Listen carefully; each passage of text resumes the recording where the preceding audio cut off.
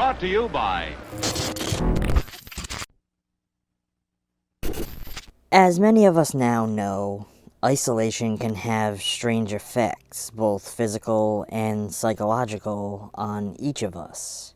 We have just been confined to our homes for a couple of months' time, with 1,000 ways to keep ourselves blissfully entertained.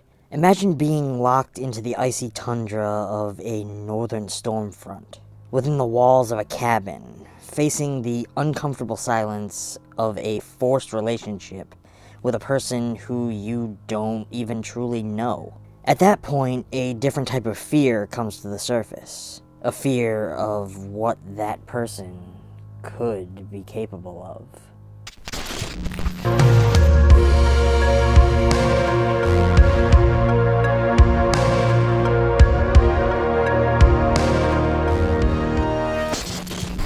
Today, we follow a family who retreat to their remote winter cabin over the holidays. When the father is forced to abruptly depart for work, he leaves his children, Aiden and Mia, in the care of his new girlfriend, Grace. Isolated and alone, a blizzard traps them inside, as terrifying events summon the specters of Grace's dark past, bringing them violently to the doorstep of the lodge.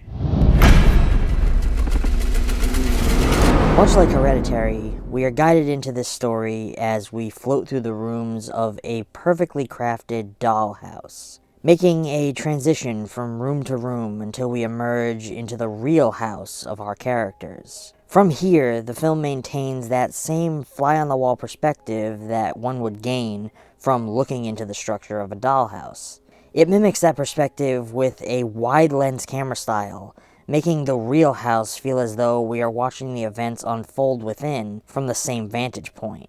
At first, I expected this to be a gimmick that would only last for the film's early moments. However, the filmmakers carried this further throughout the rest of the piece, making each location feel as though we are an omniscient presence, watching over the events that are about to unfold. Using slow, ominous camera movements, creeping zooms, gliding dollies, and pans, the film emphasizes the tension between characters wonderfully. Every moment is gorgeously captured in wide cinematography, isolating our characters in each frame, making them often feel misplaced in the scene. This narrative perfectly captures the cold, isolating darkness that comes with being barricaded indoors by a winter storm with no power. Many sequences trap us within darkened rooms, only a single flashlight, candle, or fireplace lighting what needs to be shown, as the frigid wind howls outside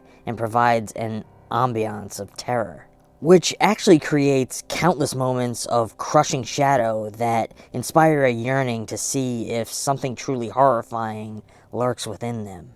It opens us into the tremendous emotional turmoil of separation, loss, and trauma, showing the childhood loss of a parent in a way that I have never seen captured on screen before. A tension is presented, building between Grace and the kids as we linger on moments of affection between her and their dad, viewed through the kids' eyes with disdain and discomfort. Religious iconography lingers over various scenes like a looming specter that is watching along with us. The iconography serves as a constant reminder to Grace of her trauma, a lasting presence that hangs over her no matter how desperately she tries to put it behind her. Coupling this with the pressure she is under to try and live up to the kid's late mother's legacy, begin to trigger haunting remembrance of the horrors that she once witnessed. It's this presence within the film that begs the question whether or not something evil is taking residence alongside our characters, or if it's all a result of Grace's crumbling psyche. Over the course of the film, the filmmakers do an interesting job in twisting the narrative in a variety of directions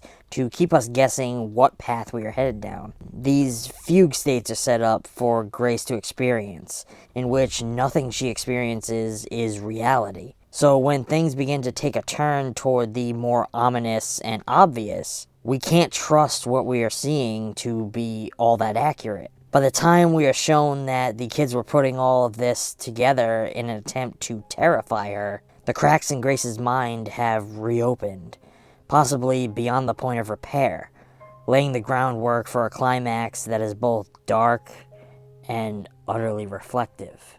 To me, this film built towards an element of facing consequences, locking our three characters within a torment of their own making. Grace has become lost to her trauma, their one hope taken from them as a result of her psychosis, and is placed with them around the table as a constant reminder of what they themselves have done. We see that the painting that bothered Grace throughout the piece has been returned to adorn the wall behind them, taking its rightful place as the watching presence of God. The results of the kids' twisted games have come to roost, and they are now labeled for their sins, and placed before the Almighty for judgment. The final image we see being the instrument of their demise, a demise that they themselves have ultimately set into motion.